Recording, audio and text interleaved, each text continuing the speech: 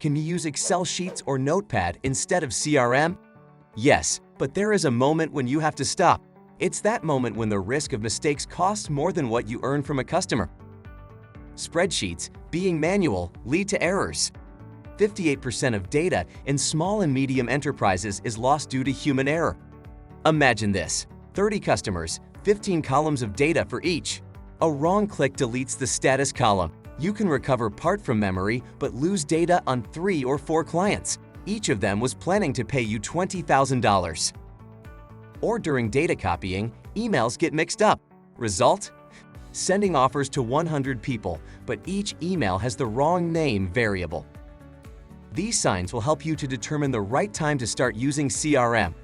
Your managers forget to write to clients at the specified time. Your customer list is more than 30 contacts. You launch a variety of outreach channels. You start thinking about the risk that an employee might steal your database. Beyond these, think about the growing complexity of customer relationships, personalized marketing, and the need for teamwork.